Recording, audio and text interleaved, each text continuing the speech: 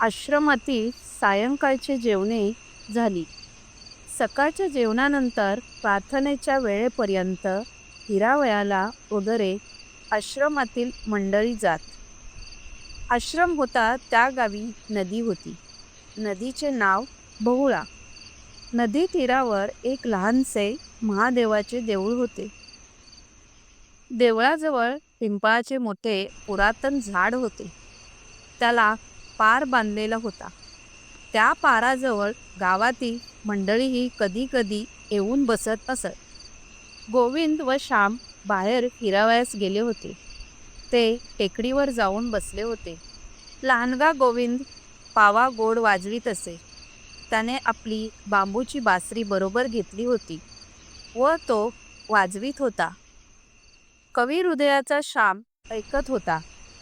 एकाएकी गोविंद थांबला व त्याने श्यामकडे पाहिले. श्यामचे डोळे मिटलेले होते. तोंडावर गोड व मधुर असे तेज होते. चला ना आश्रमात, प्रार्थनेची वेळ होईल. श्यामने डोळे उघडले. श्याम म्हणाला, गोविंदा, बासरी म्हणजे एक दिव्य वस्तू आहे. कृष्णाच्या मुरलीने पशु पक्षी दगडधोंडे वितळून जात. ते बायकांच्या गाण्यात आहे ना वर्णन. यमुनाबाई वाहे स्थिर, नादे लुब्ध, समीर रे हलेना, तरुणावर पुष्पफळ पांढरे, गोपीनाथा आले आले, सरोनिया काम रे, वृंदावनी वाजविशी वेणू, जरा थांब रे. गोविंदा, लहानपणी कोकणात सुट्टीच्या दिवसात मी गुराख्यांबरोबर रानात जात असे. गाई गुरे चरत व गोवारी अलगुजे वाजवीत. माझे चुलते छान अलगुजे करीत. लहानशी बांबूची नळी, पण तिच्यात केवढी शक्ती. हल्ली ती ब्रासची वगैरे कर्कश परदेशी अलगुजे विकत घेतात. 2 रुपये त्यांना पडतात. परंतु खेड्यापाड्यातील गोरगरिबांना ही बासरी आहे. मधुर, सुलभ व सुंदर. बासरी हे आपले राष्ट्रीय वाद्य आहे. श्रीकृष्णाने ते रूढ केले आहे व 7 लाख खेड्यात ते वाजवले जात आहे. गाजत आळवत ते गीत. परंतु ती पहा घंटा वाजत आहे. प्रार्थनेत चला. गोविंद म्हणाला. हो चला. काय रे गोविंदा, काल मी बराच वेळ सांगत बसलो का? परंतु थोडी आईची पूर्वकथा सांगितली पाहिजे होती. आज लवकर आटपीन. श्याम म्हणाला. काल 10-12 मिनिटेच तुम्ही सांगत होता. उगीच अदुते नका घेऊ. मधून मधून निरनिराळे विचार व कल्पना येतात. त्यात आमचा फायदा असतो. तो वेळ व्यर्थ का जातो? गोविंद म्हणाला. बोलत बोलत दोघे आश्रमात आले. गच्चीवर प्रार्थनेची तयारी झाली. सारे जमले. गावातील काही मंडळी आली होती. घंटा वाजली. प्रार्थना सुरू झाली. स्थिरावला समाधीत, स्थितप्रज्ञ कसा असे वगैरे गीताताईला स्थितप्रज्ञाच्या लक्षणांची प्रार्थना सुरू झाली. ती प्रार्थना आता राष्ट्रीय प्रार्थना जणू झाली आहे.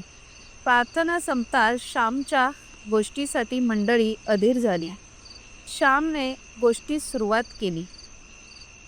माझ्या आईचे प्रेम आम्हा सर्व भावंडात आमच्या बहिणीवर जरा जास्त होते.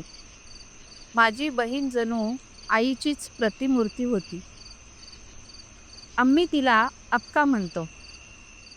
माझी अक्का दया व क्षमा, कष्ट व सोशिकता यांची मूर्ती आहे. तिला सासरी प्रथम सासूरवास झाला, परंतु माहेरी हिने कधी सांगितले नाही. हिने स्वतःच्या मुलास एक चापटही मारली नाही. मुलांचा राग आलाच तर दूर उठून जाते व राग शांत करून येते. माझ्या अक्काच्या लग्नाच्या वेळेची गोष्ट आहे. अक्काचे कितीतरी दिवस लग्नच जमत नव्हते. तिला मंगळ होता, त्यामुळे अडचणी येत. शिवाय हुंड्याची अडचण होतीच. आमचे नाव होते मोठे, बडे घर पोकळ वासा. अशातही गत झाली होती. पूर्वीच्या इतमाप्रमाणे राहावे असे काही मंडळीस घरात वाटे व कर्ज वाढत होते. माझ्या अक्काला 17 ठिकाणी नाचिवले. कुठे मुलगी पसंत पडली तर हुंडा आडे. हुंडा म्हणजे मुलीच्या मानेवरचा धोंडाच हो. या हुंड्याच्या त्रासाने मुलीच्या शरीराची वाढही नीट होत नाही. त्यांना आतून चिंता जाळीत असते. मुलगी वाढत चालली, एकदा लवकर उरकलेच पाहिजे. कोठे बयेचा नवरा असेल कोणास माहीत, असे शब्द मुलीच्या कानावर येत असतात. त्यांना जीवन नकोसे होते. आपल्या देशातील तरुणच नादान. या हुंड्याची चाल नाहीशी व्हावी म्हणून 30 वर्षापूर्वी स्नेहलितेने बंगालमध्ये स्वतःला जाळून घेतले. त्यावेळेस क्षणभर तरुणांनी हुल्लड केली, सभा भरविल्या, ठराव केले, परंतु पुन्हा सारे थंड. हुंडे पाहिजेत, शिक्षणाचा खर्च पाहिजे, अंगठी पाहिजे, दुचाकी पाहिजे, घड्याळ पाहिजे. मुलीचे पैसे घेणे वा मुलाचे घेणे दोन्ही गोष्टी सारख्याच निंद्य. गायीसहे विकू नये असे सांगणारा माझा थोर धर्म, परंतु त्याच धर्माचे अनुयायी मुलामुलींनाही विकतात. याकरता अधर्म कोणता?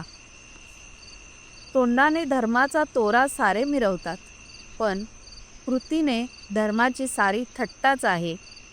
उदार हृदये ज्यांची असावी ते तरुणही मेलेलेच. निंद्य गोष्टीबद्दल बंड उभारण्याचे जोपर्यंत धैर्य होत नाही तोपर्यंत काही नाही. आपल्या बहिणीच्या जिनाचा कोंडमारा करणाऱ्या रूढी व चाली ज्यांना टाकता येत नाहीत, त्यांना स्वातंत्र्यप्रिय आहे हे मी कसे म्हणू? असे जगाने कसे म्हणावे? परंतु जाऊ दे, मी भावनाभरात कुठेतरी वाहत चाललो. तुम्ही भलतीकडे वाहत चाललात तरी आम्हाला मदच मिळणार. आड रानात शिरलात तरी फुलेच दाखवणार. तुम्ही बोलत राहिलात म्हणजे पुंगी ऐकून नाग डोलतो तसा आमचा अंतरात्मा डोलू लागतो. नामदेव म्हणाला, तुमचे काहीही असो ते गोड लागते. तुम्हीच ना ती शाहू नगरवासी नाटकंडातील प्रख्यात नट गणपतराव यांची गोष्ट सांगितली होती.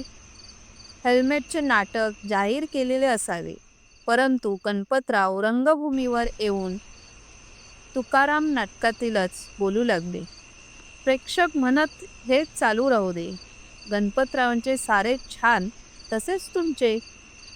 तुम्ही गोष्ट सांगा वा प्रवचन द्या, आम्हाला आनंदच आहे. गोविंद म्हणाला, मग अक्काच्या लग्नाचे काय झाले? रामने विचारले. श्याम म्हणाला, रामची आपली मुद्द्याशी गाठ. बरे तर ऐका. पुष्कळसे हिंडल्या फिरल्यावर जमले एकदाचे लग्न. लग्न रत्नागिरीस व्हावयाचे होते. आम्हा सर्व पालगड वाहून रत्नागिरीस जावयाचे होते. मी तेव्हा 6-7 वर्षाचा असे. मला फारसे आठवत नाही, परंतु आईच तो प्रसंग सांगत असे. मला तो खवळलेला समुद्र, त्या बैलगाड्या हे सारे आठवत आहे. गावातील व घरची 50 पाऊंडचे मंडळी निघाली. बरोबर गडी माणसे होती. बैलगाड्या हरणे बंदराला लागल्या. त्यावेळेस बोटीची फार वाईट स्थिती होती. हरणेला धक्का नव्हता. पडाव समुद्रात कमरेहून अधिक पाण्यात उभे असत. तांडेलाच्या खांद्यावर बसून त्या पडावात जाऊन बसावयाचे. नंतर ते पडाव बोटीजवळ जावयाचे. हरणे बंदर जरा त्रासाचे होते, तरी देखील देखावा फार सुंदर आहे. हर्णेचे पूर्वीचे नाव सुवर्णदुर्ग. हर्णेच्या किल्ल्याच्या ओव्या बायकात रूढ आहेत. हर्णेच्या किल्ल्यावरी तोफा मारिल्या दोहिरी, चंद्र काढिला बाहेरी इंग्रजांनी, चंद्रसेन राजाला इंग्रजांनी बाहेर काढला, असे ती ओवी सांगते. हर्णेच्या समुद्र तीरावर नारळाची घनदाट वने आहेत. समोरच उचंबळणारा सागर पाहून ती माडाची झाडे आपल्या मानासारख्या नाचवीत असतात. समुद्राची गंभीर गर्जना 10-10 कोस ऐकू जाते. हर्णेला दीपगृह आहे. उंच टेकडीवर लाल फिरता दिवा आहे. येथे खडक आहेत अशी सूचना न बोलता तो गलबताच देत असतो. संतही असेच उंच जीवनावर उभे राहू जगला मुकेपणाने मार्गदर्शन करीत असतात. संत हे भवसागरातील दीपस्तंभच. संत कृपेचे ते दीप करिता साधका निष्पाप. अशा अभंगाचा चरण जमलेल्या गावातील मंडळींपैकी एकाने म्हटला, खेडेगावातील वारकरी वगैरेंच्या तोंडी कितीतरी अभंग, ओव्या वगैरे असतात. त्यांना तितके पाठांतर असते तेवढे आम्हा सुशिक्षितांस नसते. सुशिक्षितांस इंग्रजी कवी माहीत असतात. त्यांची वचने त्यांना पाठ, परंतु ज्ञानोबा तुकाराम यांची त्यांना आठवण नसते. श्याम म्हणाला, तो लाल दिवा रात्री किती सुंदर दिसतो. रात्री आकाशात चंद्र असावा, समुद्राला प्रेमाची भरती येत असावी. त्यावेळेस समुद्राच्या वक्षस्थळावर शेकडो चांद नाचताना दिसतात. आपल्या गोजीरवाण्या गोऱ्या गुमत्या मुलाचे शेकडो फोटोज समुद्र काढून घेत आहे असे वाटते. समुद्राचा हा चंद्र मुलगा. एका लहान मुलाने विचारले, हो, समुद्र मंथनाच्या वेळेस तो 14 रत्नाबरोबर बाहेर पडला अशी कथा आहे. परभारे नामदेवानेच उत्तर दिले. श्याम वर्णाच्या भरात होता. आपल्या मुलाच्या अंगाखांद्यावर घालण्यासाठी समुद्राने दागदागिने आणले आहेत की काय असेही मनात येते.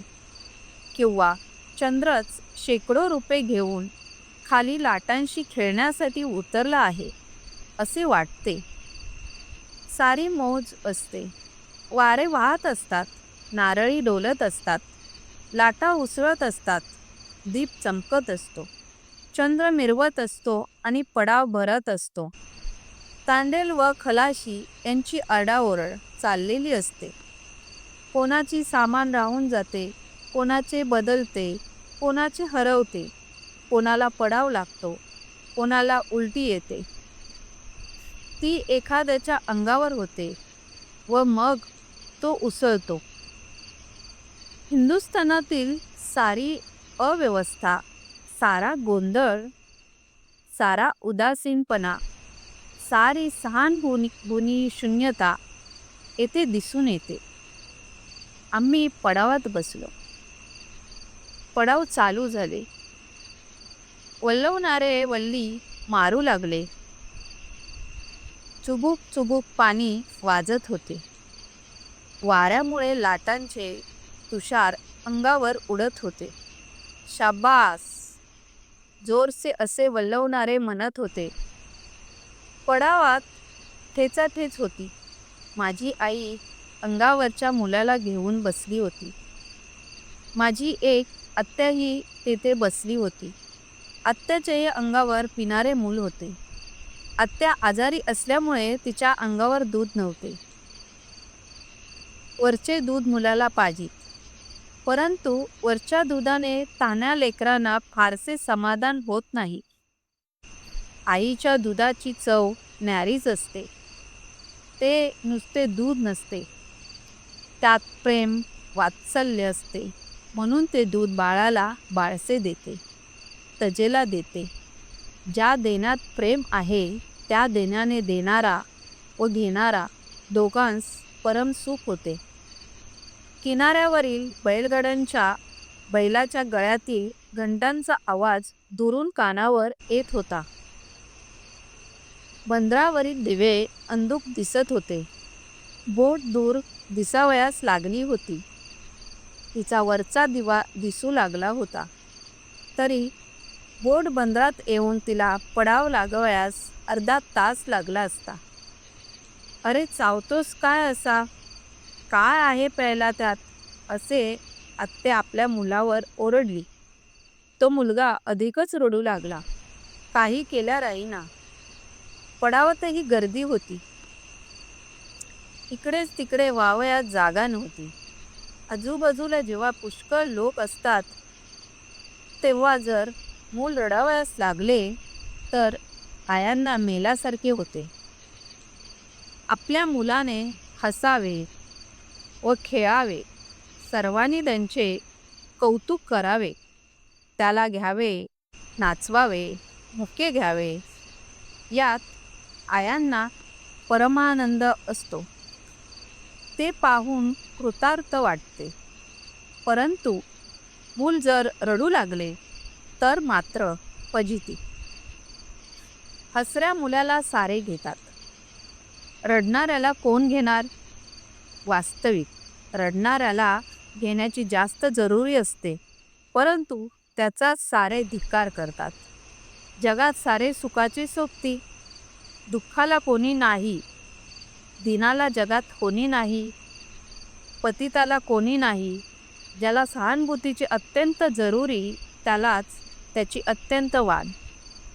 दिन को दयालू दाने दुसरा न कोई. मूल रडू लागले तरी ती कटकट होते.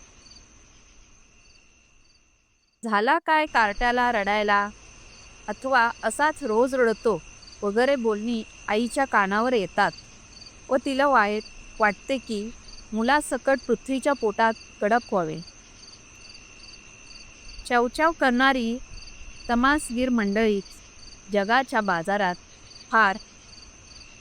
माझ्या आत्याला त्यावेळेस तसेच झाले. मूल तर राहीना. माझी आई जवळच होती. माझ्या आईने आपल्या मुलास गड्याजवळ दिले व ती आत्याला म्हणाली, "वंस, माझ्याजवळ द्या त्याला, मी त्याला घेते हो." आईने प्रेमाने आत्याच्या मुलाला घेतले व त्याला पाजले. तो बाळ पोटभर माझ्या आईच्या अंगावर प्याला. हसू खेळू लागला. आई त्या लग्नात स्वतःच्या मुलासही रडवी, परंतु वंसच्या मुलाला अगोदर शांत करी. मुलांना काय गोड आईचे